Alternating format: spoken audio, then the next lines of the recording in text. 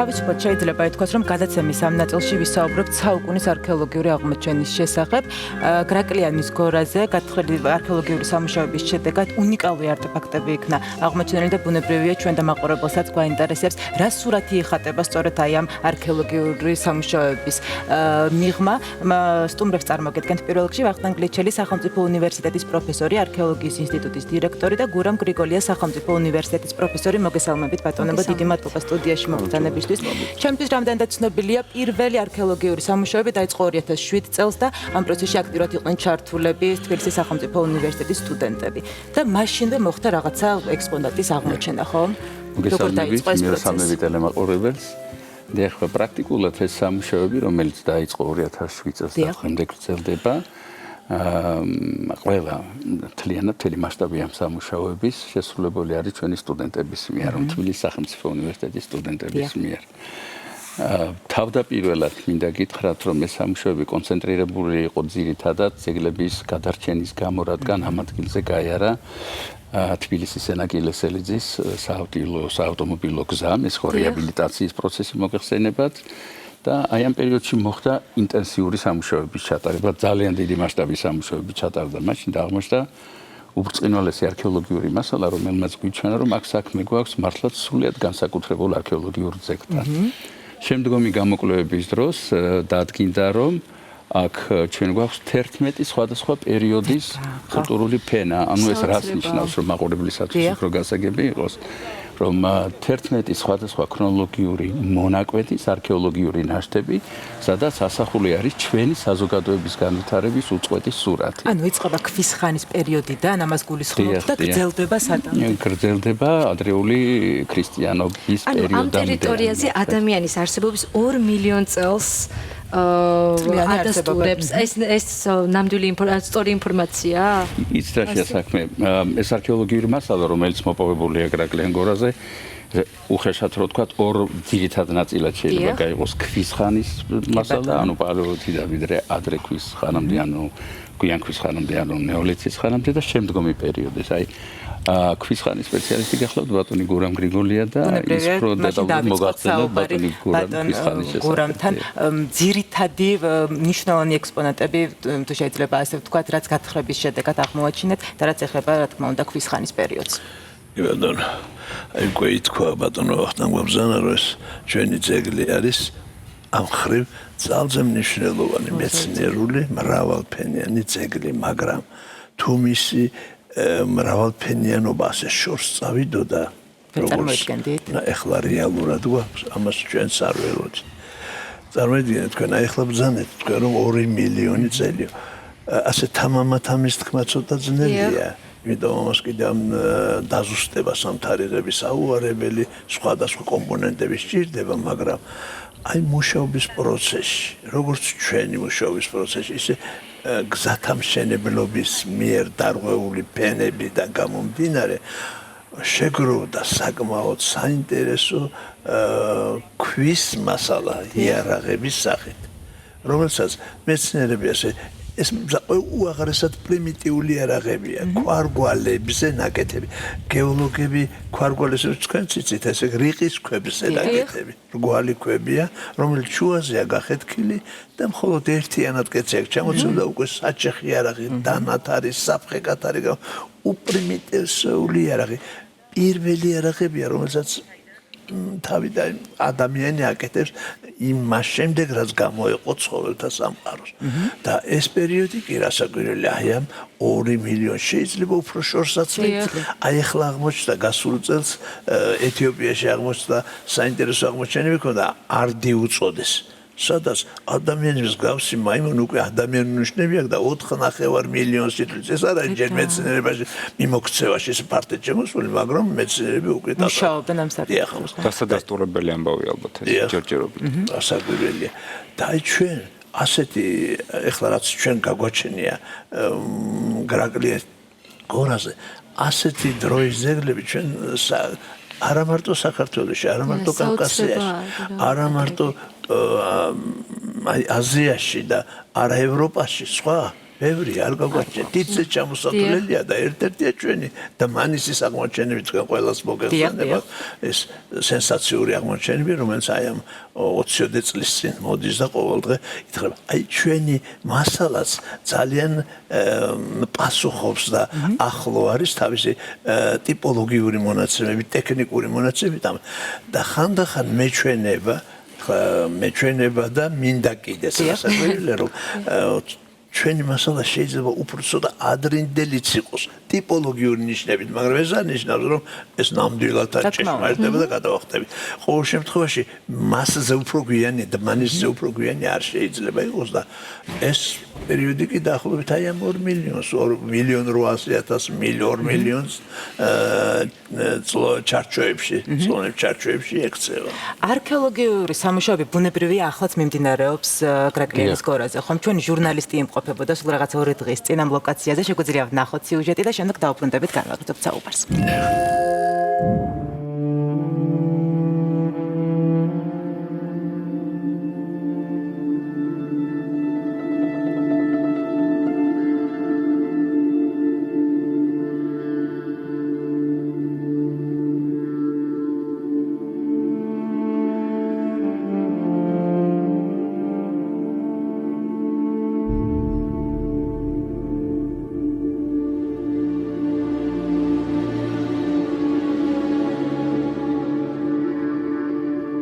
აი აქ ჩემს უკან რიყის ქვების ფონზე ჩანს დამწვარი ფენები, ეს გახლავთ კერამიკული წარმოებისათვის განკუთვნილი, ანუ კერამიკული ნაწარმის გამოსაწვავი ქურა და მის უკან არის დამარაგებული უკვე გაწმენდილი განლექილი სუფთა თიხები.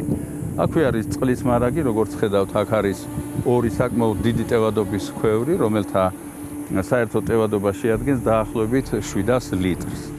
გრაკლიანი გორის ბორცვის წვერზე, არქეოლოგიური ძეგლის ყველაზე მაღალ წერტილზე, მცირე საწარმოს არეალში, ახალი წელთაღრიცხვის მეორე საუკუნის ნაშთებში აღმოჩენილი ეს არქეოლოგიური მასალა დაახლოებით 1700-1800 წლის წინანდელ ყოფა ცხოვრებას ასახავს.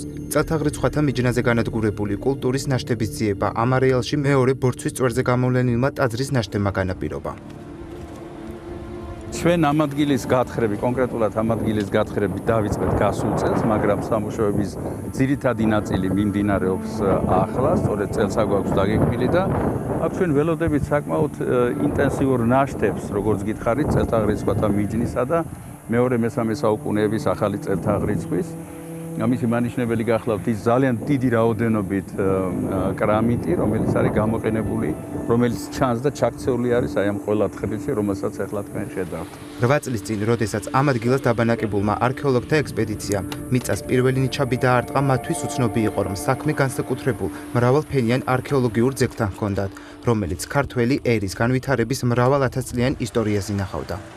ძალიან მნიშვნელოვანი გახლავთ ის ფაქტი, რომ აი აქ წარმოდგენილი არქეოლოგიური მასალის მიხედვით და მე მხედველობაში მაქვს 1000 წლეულები ჩვენი კულტურის განვითარებისა, ჩანს უწყლეტობა ჩვენი კულტურის და განვითარება, რაც უაღრესად მნიშვნელოვანია.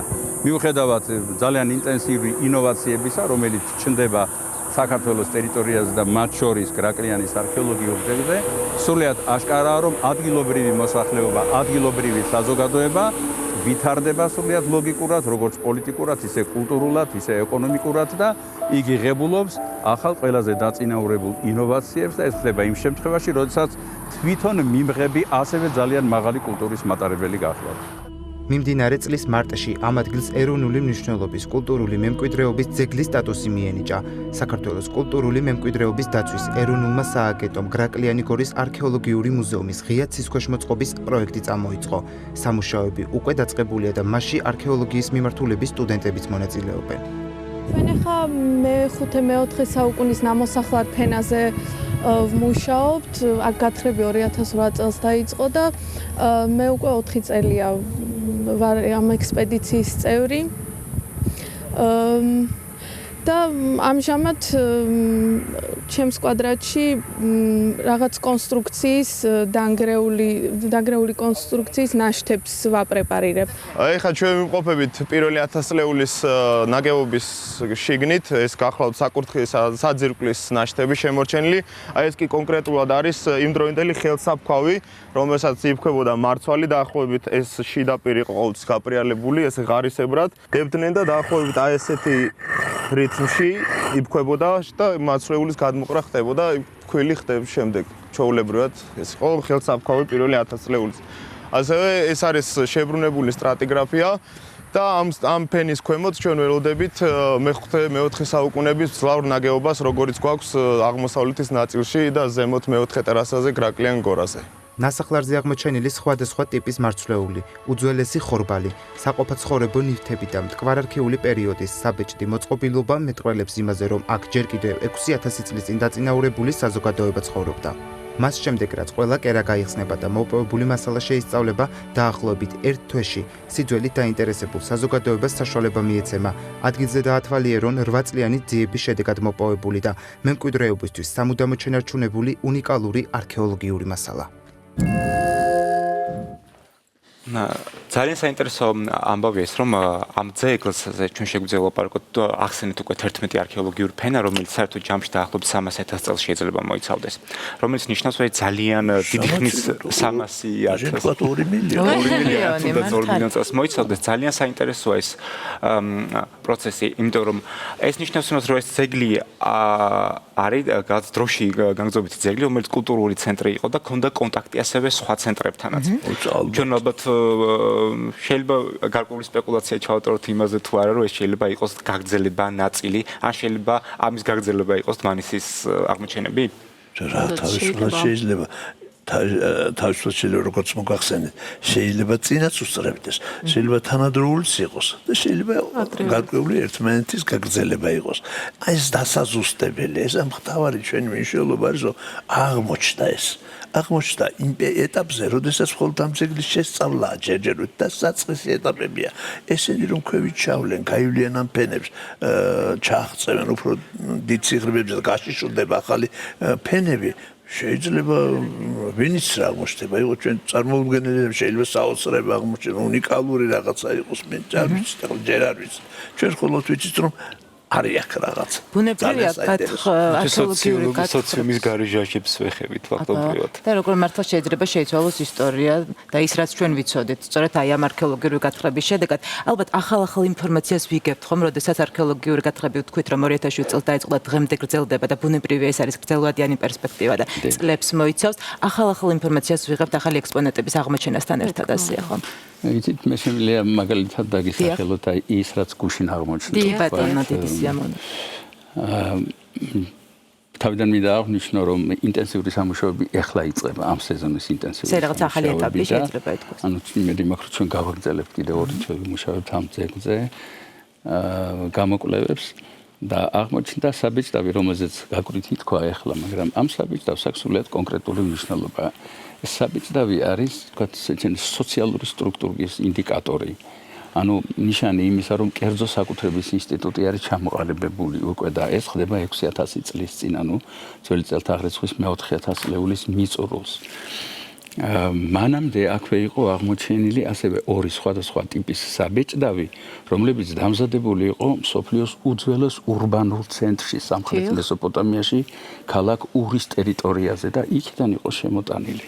ეს არის ერთ-ერთი ყველაზე ადრეული კონტაქტები, რომელიც შეიძლება საერთოდ, რომელსაც შეიძლება თვალი გაედანოს კავკასიის მასშტაბით და მით უმეტეს ასეთი მაღალ დონეზე, როგორც არის ამ საბეჭდავების დაფიქსირების ფაქტი და იქ უში როგორც გითხარით, კიდევ ერთი აღმოჩნდა, ასეთი აღმოჩენები საზოგადოებრივ მცირერიცხოვანია კავკასიაში და ამას ამიტომ ძალიან დიდი მნიშვნელობა აქვს. გარდა ამისა, მაგ დაფიქსირებული არის, მაშინ ახლა მე-4000 წლეულის ფენებზე ვლაპარაკობ, ერთ-ერთი ინტერმედ ფენათაგანი, ძველ ფენათაგანია რა. ამ პერიოდის სამარხები არის აქ შესწავლილი, ნაგებობათა ნაშთები არის შესწავლილი, რაც იმაზე მიუთითებს, რომ ეს ადგილი, ეს ბორცვი, რომელიც ორ მდინარეს შორის მდებარეობს, ეს არის ლეხურა და პატარა მდინარე ტორტლა, ოდითგანვე გამოიყენებოდა სამოსახლოდ. როგორც ჩანს, ძალიან მოხერხებულმა ბუნებრივმა პირობებმა, სტრატეგიულმა მდებარეობამ განაპირობა ის, რომ აქ უწყვეტად სახლობდა მოსახლეობა, ვიდრე ახალი წელთაღრიცხვის მე-4-მე-5 საუკუნეებამდე და მე აქ წვეთს არსებობას სამოსახლო და ისინი გადადიან იქვე გვერდით სამთავისის ტერიტორიაზე, სადაც უბრწყინვალესი ხუროთმოძღვრული არის ძეგლი არის შემორჩენილი, როგორც მოგეხსენებათ. მას მე-4000 წლეულიდან ჩვენ უკვე თვალი შეგვიძლია გავადევნოთ ამ ინტენსიურ კულტურულ და ეკონომიკურ ურთიერთობებს, რომელიც გარე სამყაროსთან არსებობს და ეს არაერთი არქეოლოგიური აღმოჩენის არის დადასტურებული. მაგალითადაც ასევე შემიძლია დავასახელო სხვა ესეთი დიდი ცივილიზაციის ცენტრი, როგორც იყო ურარტუს სახელმწიფო. ურარტუსთან ურთიერთობა ძალიან ინტენსიური ჩანს, რადგან არის აღმოჩენილი ეგრეთ წოდებული წითელი კერამიკა, ურარტუს წითელ კერამიკას ვეძახით, რომელიც თვითონ ურარტუში არის 5% ძალიან ცოტა იწარმოებოდა და ეს ელიტარული გამოყენების მასალა იყო, ელიტარული გამოყენების ნივთები და ისიც კი არის წარმოჩენილი. ამიტომ შეგვიძლია ვთქვათ, რომ ეკონომიკურადაც წარმატებული ცენტრი იყო.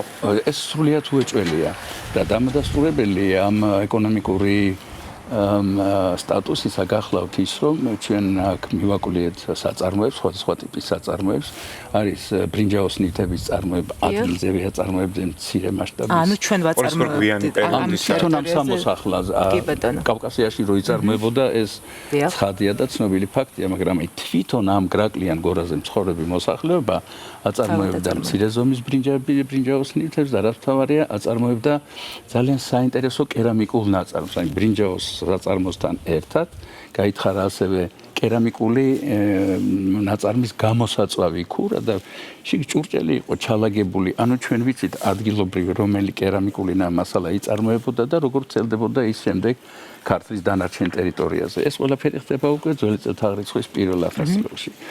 ამავე პერიოდს ემთხვევა ანუ ძველი წელთაღრიცხვის მე-4 საუკუნეებს ემთხვევა ამ სამოსახლოს განსაკუთრებული აღმავლობა და ესეც არის შედეგი იმ ძალიან ძლავრი კულტურული და ეკონომიკური ურთიერთობისა, რომელიც არსებობს იმ დროინდელი სამყაროს უდიდეს იმპერიასთან, აქემენიდურ ირანთან. ირანმა იმ დროს მოგეხსენებათ მთელი ცივილიზებული სამყარო დაიპყრო, დღევანდელი თურქეთის ტერიტორია, ეგვიპტე, საბერძნეთამდე. ასე რომ ეს უზარმაზარი ქვეყანა თავისი კულტურით შედიოდა იქ, სადაც კი შესაძლებლობა ჰქონდა, მაგრამ მისი კულტურის ადაპტაცია და მიღება ხდებოდა მხოლოდ იმ ადგილებში, სადაც ასევე მაღალი კულტურა ხდებოდა, დაწინაურებული საზოგადოება ხდებოდა ამ კულტურას. აი სწორედ ამისი შედეგია ის, რომ გრაკლიან გორაზე და შეგვიძლია უკვე ვთქვათ, რომ ქართლის ტერიტორიაზე ამ კულტურამ განსაკუთრებით ნათლად იჩინა თავი. მაგალითად, მე შემიძლია დაგისახელოთ რამოდენიმე ნივთი, რომელიც აი საზოგადოოდ იშვიათია, ეს არის ეგრეთ წოდებული კოლტუბი, ეს არის მინის ჭურჭელი, რომელშიც ეს თვალის შესაღები ფხვნილი შემორჩენილი, წამწამების შესაღები ფხვნილი შემორჩენილი, ეს არის 2005 კოსმეტიკადია, 2500 წლის წინანდელი მინის ნესანლესაცხებელი გახლავთ. თელს მსოფლიოში ასეთი სანელსაცხებელი ცნობილი არის სულ 50. ახლა წარმოიდგინეთ, ლაპარაკი არის თელ აქემენიდურ იმპერიაზე, ეგვიპტეზე, მახლობელ აღმოსავლეთზე მთლიანად და ასე შემდეგ. სულ არის 50 და აქედან არის საქართველოში 10 ცალი არის აღმოჩენილი. ძალიან საინტერესო ოქროს დისკოს ამბავი, რომელიც ოქროს დისკოს ამბავიც ამ ქრონოლოგიურ მონაკვეთში ჯდება და ამ ურთიერთობებს. შეიძლება ვიფიქროთ, რომ ეს ადგილი იყო თუნდაც აქემენიდური ირანის ნაწილი?